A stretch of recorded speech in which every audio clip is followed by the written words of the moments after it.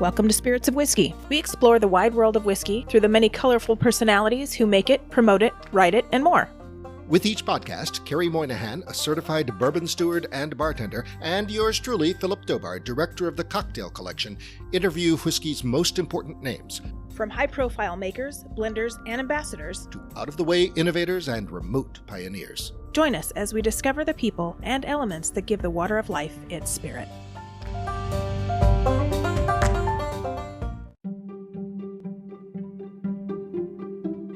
Today we speak with one of whiskey's few female managers and distillers, Nicole Austin. But first, we'll take a quick look at Whisky Chronicles. Stay with us.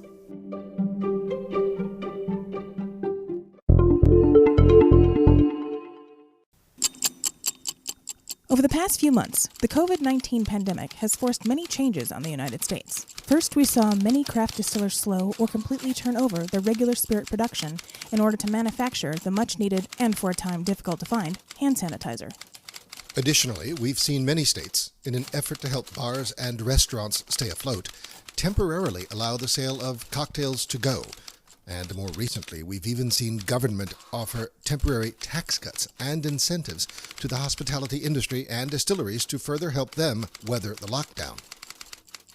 There have been other times in the history of the United States where the government has granted tax breaks to distillers. The Bottled and Bond Act of 1897, designed to establish a standard of quality and purity in all spirit production, is one such instance. Although the regulations apply to all American-made spirits, one of the reasons the legislation was written was to set a quality standard for whiskey.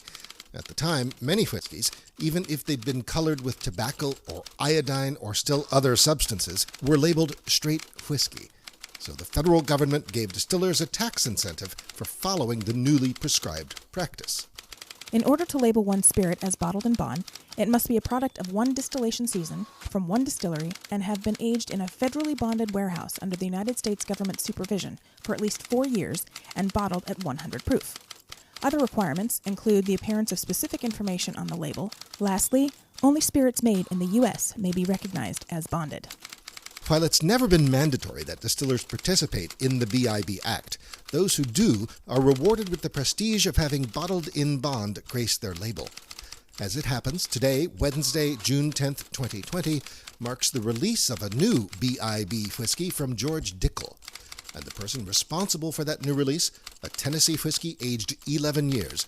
And our guest today is Nicole Austin, General Manager and Distiller at Cascade Hollow Distilling Company. Nicole Austin, you are Master Distiller at Cascade Hollow Distilling Company, makers of George Dickel Tennessee whiskey and George Dickel Rye whiskey. Welcome to Spirits of Whiskey. Thank you so much for having me. I actually eschew the Master Distiller title a little bit. Do you? Okay. Yeah. I go with typically general manager and distiller. Okay. Yeah, a few reasons. But one of them being, I have a real job, not just handshaking. Aha. Okay. All right. So what you're saying is that the role of master distiller has become more of a management consultant, we call it boundary spanning role. I think it can be, yeah. Okay. All right. Plus, I just feel too young for that. Okay. Well, at the risk of angering, at least you're not calling yourself Mistress Distiller, right? Oh, that's not a bad idea, though. That's a whole other. That might send another message entirely. If everyone gets to pick their own titles these days, maybe I'll go with that. Okay. All right. I actually met a woman at several years ago when I was doing a pilot there, and her business card, literally her title was Queen of Badass. I'm not sure that would pass my compliance department, but I like it. I like it very much. All right. All right. I was like, what does that mean? She goes, it means there was too many things to give myself a title, so we just went with that. That might okay. That might be a Diageo don't. It might be. I think I think that's what general manager means, right? General manager means you're doing you have responsibility across all of the things. Mm-hmm. Yes, it's all of those things. Nicole, you're still, as you said, quite young, and yet you have a rich professional history. let's go back to the beginning, shall we? Where did you grow up? I grew up in Syracuse, New York, which is right in the middle of the state. Mm-hmm. And my family still lives there. All right. Do you get back much? Well, not just now so much. Yeah, not just now. Not with COVID-19 raging, yes. But yeah, I do. It's actually, that was one of the hardest things about living overseas was not being able to come back and see my family regularly. We're all pretty close. And I do get back a fair bit. Actually, one of the best accounts for George Dickel in the country is a bar that is less than 45 minutes from my mom's house that is just purchased their 15th single barrel. Small world, right? Wow. Indeed. Hometown hero much? Yes, local girl makes good. Yay. My mom has gotten a story in the newspaper now twice. Okay. She's very proud. Oh, that's great. Everybody needs an agent. So you studied chemical engineering at Manhattan College. That's right. Were you a STEM standout in high school? I was, yeah. It was really the only thing I was kind of good at, which was really much to my dismay. In high school, I desperately wanted to be like an artist or a musician of some kind. And I spent all of my free periods, in one of those studios. And for all my trying, I just had no talent whatsoever. But drop you in a lab and magic. Calculus all day. Wow. All right. Yeah, well, I've never even taken a calculus class. Oh, I loved it so much. And I actually really wanted to be a math major, but the jobs are no fun, So I backed off that one pretty quick, and I just went for, chemical engineer because it was kind of sold to me as, you can do anything. Yeah. Well, now you're making whiskey. Did you ever imagine such a future for yourself? Not in the slightest. I think if more people were told that this kind of job was an option for chemical engineers, maybe more of them would stick with it. No one said anything. It really didn't occur to me until much later that was a job that I could do with this. And I actually feel incredibly fortunate that I stuck with the chemical engineering. Is I really didn't have a particular vision for what I wanted to do with it. Most chemies go into oil and gas or pharmaceuticals, and actually a lot of them go into food, which is sort of interesting and also maybe a little bit creepy. Much of what the quote unquote natural stuff we consume, if they knew the truth about it, they would think it frankenfood. It's just baking at scale. That's so chemical Indeed. Engineering is meant to be, there's chemistry, which you do in a lab, and there's chemical engineering, which is doing that same thing by the millions of gallons instead of the single gallon, which has its own complexity. So I was interested in that, but I wasn't, making cereal wasn't my great passion. So I went the environmental route, but it took me a while. No, I didn't really, I didn't know that this was a job that you could do. For our listeners, let me explain that Chem-E is Chem-E, as in short for chemical engineer, not chemi, as in, we don't want to eat lunch with the chemies. So, Nicole, tell us about your journey. Like, where did it start and where did you see it leading to when you first started? I mean, did you have any idea, like, in your first whiskey job that you would go through everything that you went through and end up where you are today? Well, my first whiskey job wasn't exactly a job, because in jobs you typically get paid. Do you get paid now? I do get paid now, yes. Okay, good. Well, good. That's good. That's good. And fairly, I believe.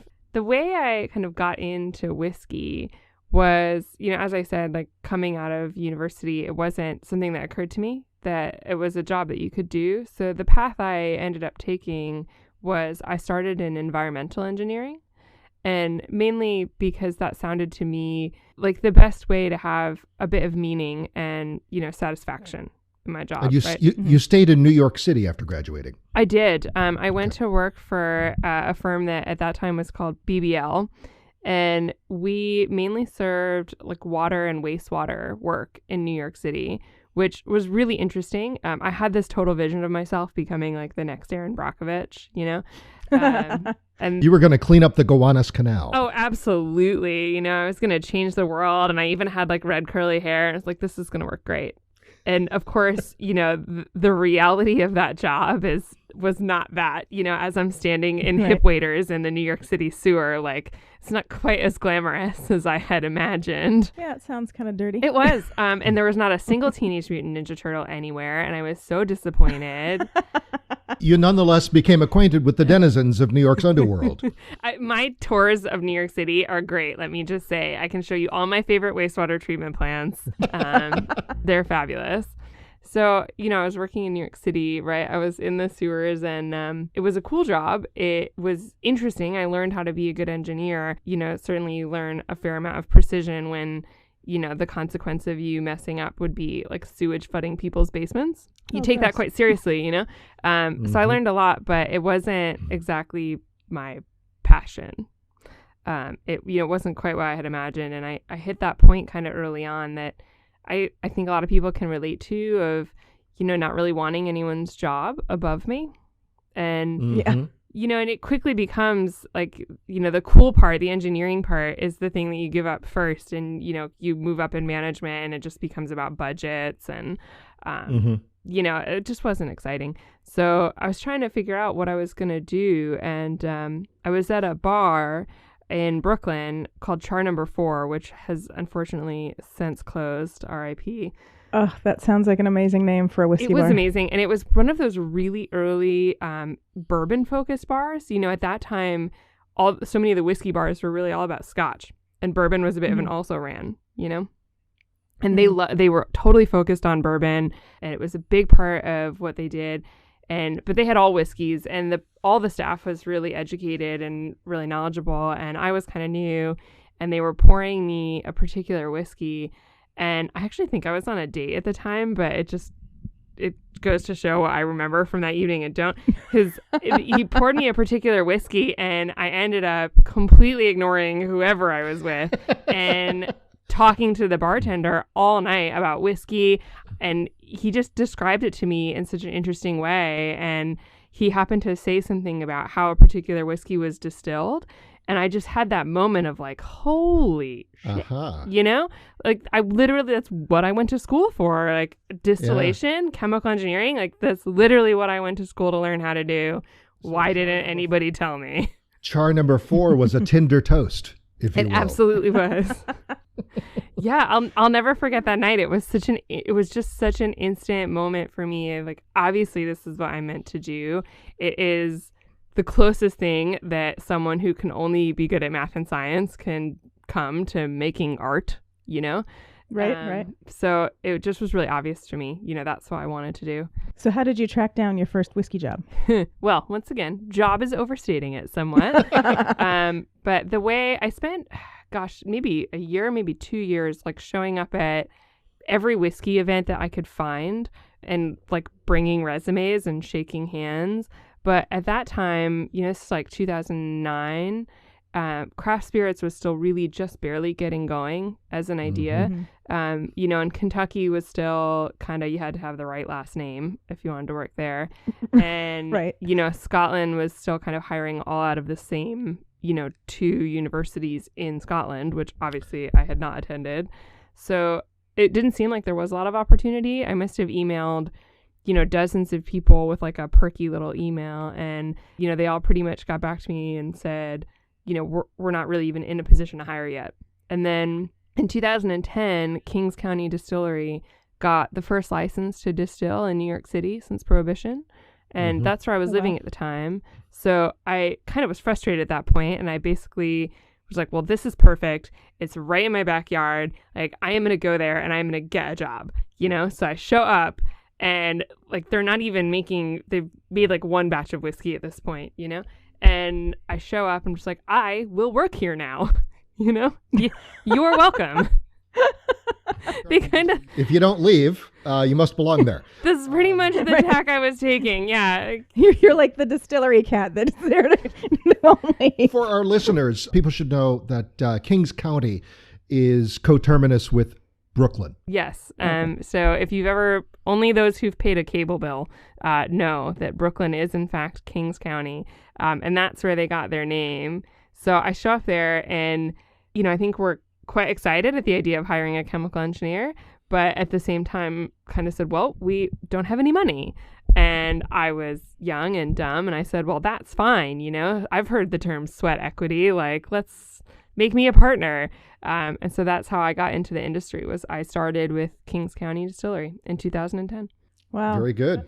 I was going to say, how long did you stay at Kings before you moved on to the next? So Kings County, I was there until 2016. But in that 6 years, I kind of did a number of things. So, you know, when we first started with Kings County, all Colin and David and I all kept our day jobs. So I was still working at an engineering firm at that time, and, you know, kind of going to the distillery on nights and weekends.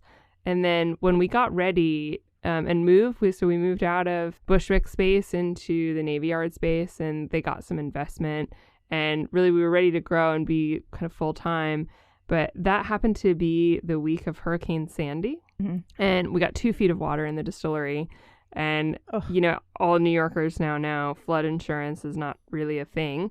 All the money that, you know, we were maybe going to use to, like, pay ourselves a salary, you know, is all now basically going into, like, rebuying equipment and getting back on our feet. And, you know, I had just thrown out all my business suits and, you know, quit my job. And that was the moment, I thank goodness, that Dave Pickerel kind of swooped in and saved me. And he hired me for his distillery consulting firm. And for people who don't know Dave Pickerel, he was a real legend. That was Opheu Consulting. Yep. Yeah, for our listeners, Dave Pickerel was for 14 years master distiller at Maker's Mark, and he helped found Whistle Pig Rye. Yep. Yeah, and really a number of other craft. I mean, I must have worked on maybe 24 distilleries with him, and that was, he really taught me a lot. So I was at Kings County at that time, but I was also doing this consulting with Dave, and then Kings County kind of recovered and grew a bit. So I stepped back from consulting with Dave and did some on my own while spending more time at Kings County. And it was through that work that I did some work for William Grant, and they offered me a position to move to Ireland and be the commissioning engineer for the grain distillery they were building at Tullamore Dew. So that was when I left Kings County. And thankfully, I had an absolutely amazing apprentice at the time named Brian, who was more than ready to step up. And I was really grateful to be able to turn the reins over to him. Right. Is he still there? Yeah, he's doing great. That's awesome. I want to ask you about Hurricane Sandy, because I've heard you tell this story. Yeah. Yes, there is a. Let's just say when the water hit the grain, you did not go into the corn chowder and barley stew business. No. Oh goodness. Although you, with all of such that a water mess. and all of the grain, you could have. Can you tell that story? Oh, goodness. It was such a mess. Well, you know, one thing of being in the wastewater treatment business in New York City is you know exactly what's in that flood water to begin with. There was, in fact, a wastewater treatment plant less than a block from our distillery. So, Oh, no. oh, yeah. So the whole thing was just horrifying. And I imagine the particular story you're thinking of was my, I guess what I would call rock bottom in the industry story. That's as I remember it. Yes, from your telling. Yeah. That was, you know, that moment when you're just really not sure about any of your life choices and you're really not sure if you're ever going to make it. We were I wouldn't cleaning know up. what you're talking about. Oh, God. We were trying to clean up. So after that, you know, we were trying to clean up the distillery, and I get there, and one of my business partners had the genius idea. We had all this grain in super sacks, which, you know, they're porous. They're designed to allow, like, keep moisture from collecting, you know, allow air to flow through the grain. But obviously the water, and I'm putting water in air quotes here, got into the grain. And so we couldn't use it. And my business partner's like, oh, let's start a compost pile. So he just dumps like 3 tons of grain out back of the distillery, which is absolutely not how you start a compost pile. And like, of course. It's how you start a rat buffet. It's exactly how you start that. And of course, you know, I'm just thinking of all of these rats, you know, they were like flooded out of their homes, and then they arrive at this, like, you know, 3-ton pile of grain. I can't imagine, you know, the heaven that they were in. We must show up in all of the religious texts of like the underground New York City rat culture at this point. And then, of course, they move into the distillery, in order to digest their buffet. And it was so horrifying. And, thankfully, we're still in the cleanup phase at that point. But got some cats who did what cats do. And I was, trying to shift something around with a pallet jack. And I slipped in a rat carcass. Oh! And fell in it. Ew. And that was also the same day that I kind of learned that there would be no paying position for me there at Kings County. And that was the moment. That was my rock bottom, what have I done moment. Okay. And that spurred you to greater things? I don't know if it spurred me to greater things, but it certainly, I think I was very fortunate after that to, for Dave to come along and to, be able to find a way between him and, Kings County to kind of make it work living in Brooklyn. Sure. Now, along the way, you served on the board of the American Craft Spirits Association, did you not? I did. I've done a lot of industry organizing work. That's actually been one of my great passions. So even before ACSA, I had founded the New York State Distillers Guild along with a number of other distillers, including Ralph Lorenzo, and Brian McKenzie at Finger Lakes, and Christopher from Copper Sea, and I was the founding president of that organization. Okay. So I was president of the New York State Distillers Guild, which was extremely satisfying, and I'm really, really proud of the work we did there. And then also, as you said, I was on the founding board of directors of the American Craft Spirits Association. And I chaired a number of committees for them, but the one that I worked on the longest was co-chairing the legislative committee with Mark Schilling. That was and remains so critical to the growth of craft spirits in the U.S. because there are still so many jurisdictions at the state level and local level that you want to open a distillery. They look at you like you have three eyes because they don't know there's no regulatory precedent for it. It's true. It's incredibly complex. And, as an industry, we're just very heavily regulated. And so, as wonky as it is, updating those regulations, updating the legislation is really one of the most impactful areas to do work in terms of supporting the industry and helping it grow. So it's quite detailed, but we have been able to make some really impactful change. And so have a lot of people around the country. And you can see it. You can see by the numbers, the states that have, 50, 100, 200 distilleries, and states right next door that have, less than 10. Yeah, kudos to you for that work because that's yes, absolutely. That's the Lord's work, as it were. Yeah, I agree. I'm very proud of it. So we come to Cascade Hollow, makers of Dickel. You've been there about 2 years. How did you get there? And what's been the greatest challenge you've faced while there? And what's the biggest opportunity you've seized while there? So yes, I've 2 years. Yep. I'm quite conscious of the fact that, what percentage my 2 years of stewardship is compared to the 150 years of, history of this brand. And this is actually our 150th anniversary year. Wow. So, yeah. Okay. Thank you. The sesquicentennial of George Dickel. Yes. Yeah, it was founded in 1870. I'm quite conscious of that. Actually, so I was recruited for this role, and I was in Ireland at the time when they had called me. And I... Working at Tullamore Dew. Yes. And just getting ready to actually commission the plant. And I really assumed that they were calling me, for my connections in the industry. And so I start rattling off all the many people that I think would be great for this role. And finally, of course, the recruiter had to be like, no, please stop. I just completely missed the subtlety of apparently that's a common thing that recruiters do is ask you who you would recommend for the role. And I just totally missed it and recommended 18 people. Thankfully, she took pity on me and, steered me back to the conversation.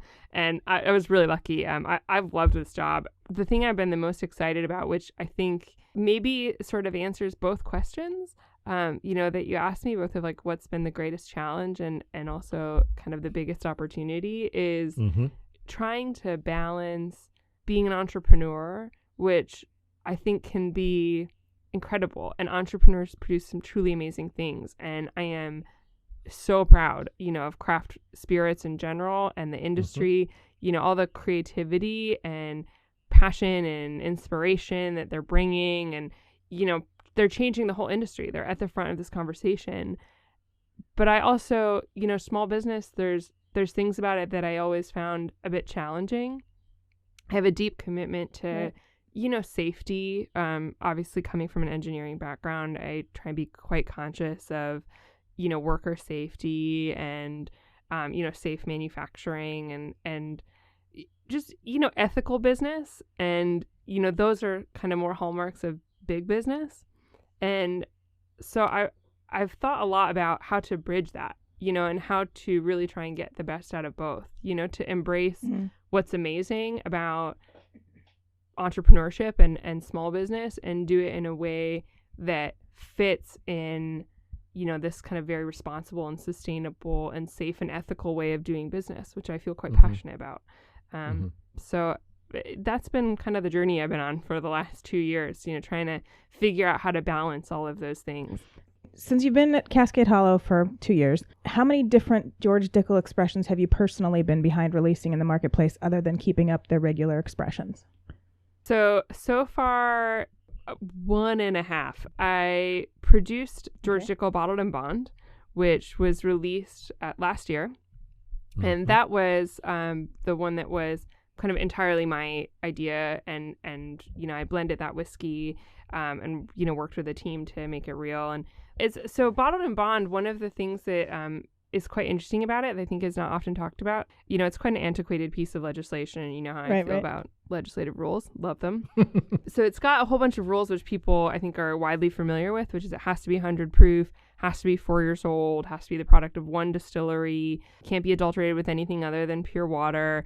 But there's also, it has to be the product of one distilling season, which I think is quite interesting. So it's only 1 6-month period that you can use to make Bottled and Bond, which means that you cannot, as is very common, blend different ages together in order to make a balanced whiskey. So I think it's quite challenging as a blender, and I love to blend. So that was something I was really interested in doing. So, finding different lots of whiskey that I thought were really excellent, but they had to all be from the same 6-month period. And so that was how I created Bottled and Bond. And that was also how it ended up being a 13-year-old whiskey in the first release, because that was the particular distilling season, fall 2005, that I really fell in love with. And I say 1.5 because I actually have completed and we've bottled the second release. Should start hitting shelves in June. Yeah. Yes. Can't wait to taste it. I am so excited about this one. And let me tell you, I was real paranoid because, of course, as you know, the first one won Whiskey Advocate's Whiskey of the Year. Right. So how do you follow that up, Yeah. So tell us about the barrel select that you guys use.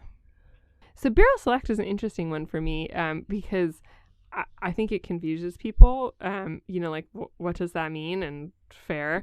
But barrel select is one of our kind of higher end SKUs, and it's 10 barrels at a time. So I probably have heard people before talk about the honey casks. It's those particular casks in a rick house that are really balanced and kind of special all on their own, which is quite rare, that to meet that sort of sippable, balanced and sophisticated barrel that doesn't really need any support. And so those are the ones that we pick for barrel select. And we typically pull 10 of them at a time to do a bottling run for that. Wow.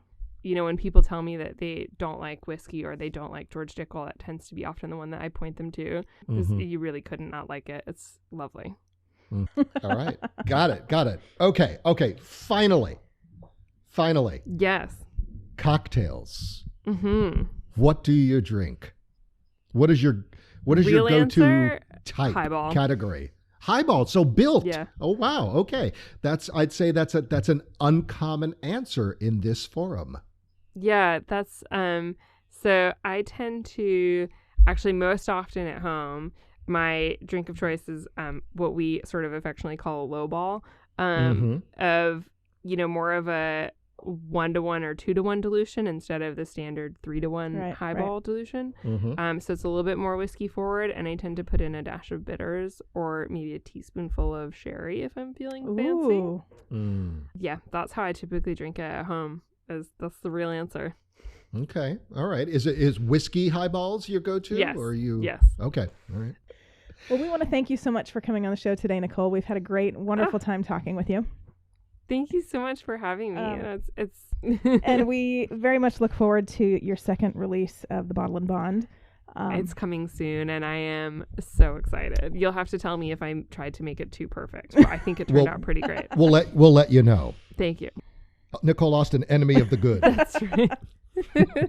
All right. Thanks. I'm happy to embrace that. Thanks again, Nicole. Thank you so much. Very good luck in the Cheers. future, and we'll talk to you soon. Thank you. Bye. Bye-bye. World of Wheezy is up next. Stay with us.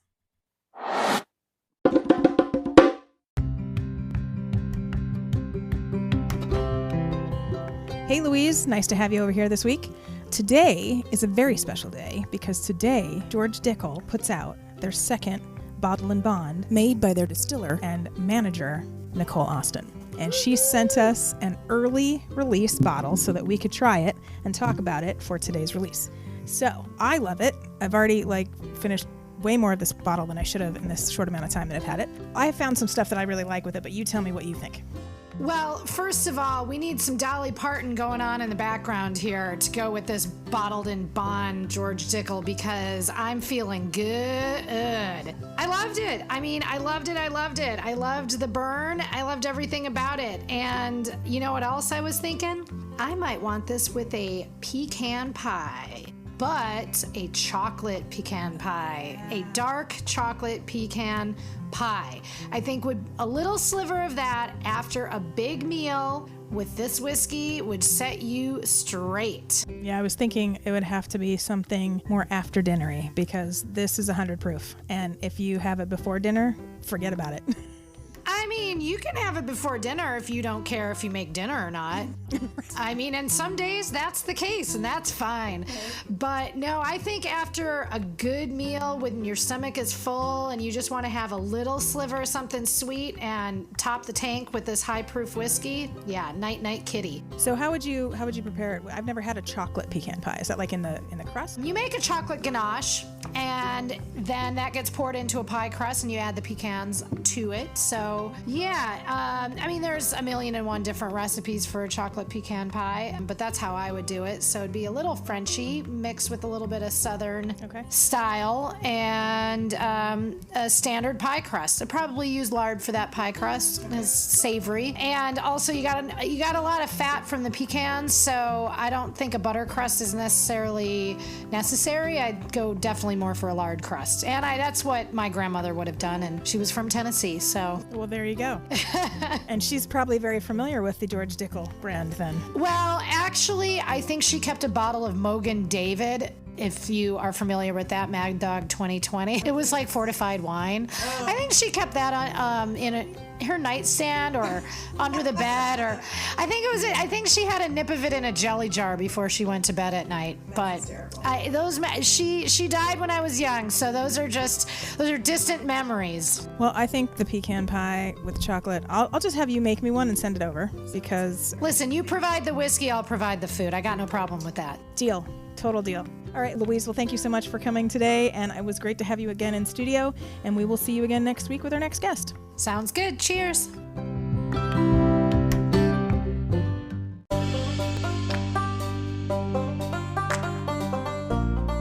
Please visit our website to see our show notes on today's podcast at spiritsofwhiskey.com. That's whiskey with an E. We'll include information about George Dickel and their BIB release, as well as some links to information regarding alcohol laws and COVID-19 in our show notes. As always, you can see our upcoming topics and guest roster and links to past shows. Thanks for joining us. Until next time, Salam. Slanchava. Spirits of Whiskey is a production of First Reel Entertainment and the Center for Culinary Culture, home of the Cocktail Collection, and is available on Anchor, Spotify, and wherever fine podcasts can be heard.